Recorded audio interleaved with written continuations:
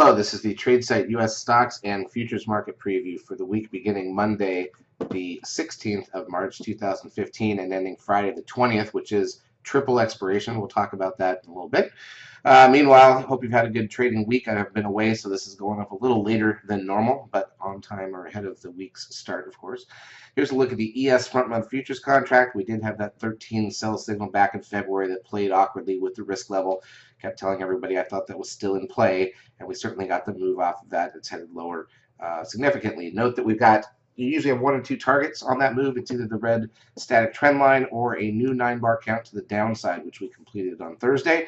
So that means that 13 sell signal has run its course. Doesn't mean we can't head lower, just simply means that that's about all you needed out of the signal to make it effective and pay off. All right, let's take a look at some of the major indices for the week. Here's the S&P cash down 12 on Friday. Here's the NDX 100. It was down 21 on Friday.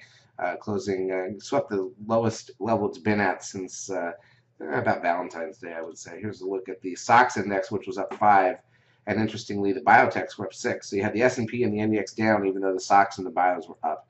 Google lost 8 points on Friday after having been up a lot recently, and Apple lost about $1.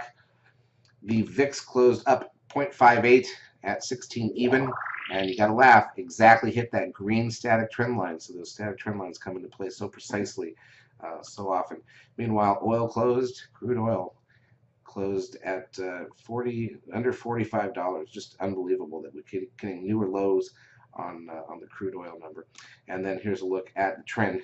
And the trend has a 10-day moving average now of 1.32, so that's pretty remarkable. Here's a look at the crude oil. I don't think it came up, but there it is now. 43.77 on crude was the close. We do have a 13 buy signal that we got back on Tuesday, and it's ignoring that. What I want to point out about that is that signal gave you a pink risk line that you can barely see here, and we broke it within 2 days. So that's a buy signal since the last couple months, and it's already ignored the risk line. Now, I will say it's not the strongest buy signal in the world because look at the way the count played out. Basically, the first red number was back in early January, and it was right at this price level. So you like to see some extension of the price to get the signal, and here we're exactly at the same place where the count started. So it's not a great signal anyways, but the fact that so quickly we're breaking the risk line of it, a lot of times you break those risk lines fast, it leads to a bigger move in that direction, meaning in this case downward.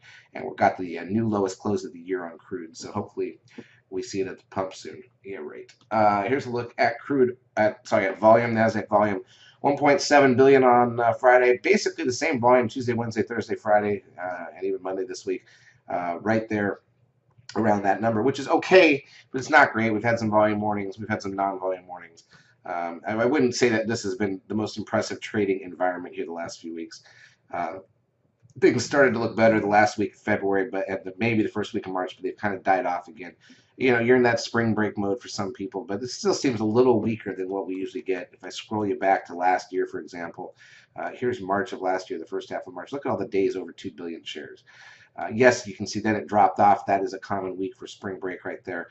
That's the week that we're going into right now, the third week of the month. But I would say, strangely, volume is off quite a bit this year versus where we usually like to see it. All right, let's take a look at the intraday action on the futures. And remember, we did roll to the June contracts on Thursday going into Friday, so some of this is a little less than precise as the money moved between the contracts. But here's the whole week in 10-minute bars on the ES.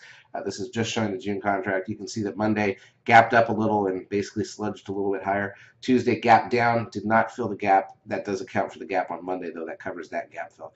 And headed lower, that was the gap and go day Tuesday. Wednesday was a flat opening and a fairly flat session. Thursday gapped up a little, did not fill the gap, and actually headed higher. Friday gapped down, did not fill that gap, and headed lower and almost filled the gap. So we've actually got a gap from Monday's close that's not filled, a gap from Wednesday's close below that's not filled, and now a gap from Thursday's close that's not filled. We've got 3 gaps in the last week. That's pretty unusual. Obviously, we're going to have to move one way or the other, so at least one, if not 2 of them, should fill fairly quickly, as gaps tend to do. Here's a look at the NASDAQ side, the NASDAQ futures in those same 10-minute bars. Again, all the volume, you can see the volume at the bottom of the screen there, was not in the June contract on Monday, Tuesday, Wednesday, slowly started to move into it on Thursday, and then on Friday, all the volume, the trading volume is in the June contract. And just for giggles, let's take a look. I'll show you the the contract we were working off of, which is the March contract, and you can see how it had the volume Monday, Tuesday, Wednesday, still mostly there on Thursday, and then dropped off, didn't have that opening bar volume on Friday like the other one did. So that's where the shift occurs, is when the contract rolls, and it's just part of life. We have to allow the money to move into that new contract, which kind of takes the technicals out of play for a day or two. And so now that's behind us, so we can get back to hopefully some more normal trading on the stock side. But again, volume is going to be what to watch. Let's talk about what we have this week. We have a few things to focus on. Monday, Empire Manufacturing Index, Industrial Production Capacity Utilization, and the NAHB Housing Market Index, along with net long-term tick flows right at the close. Nothing there is major. Tuesday, housing starts and building permits, but the other thing is we begin a 2-day Fed meeting on Tuesday.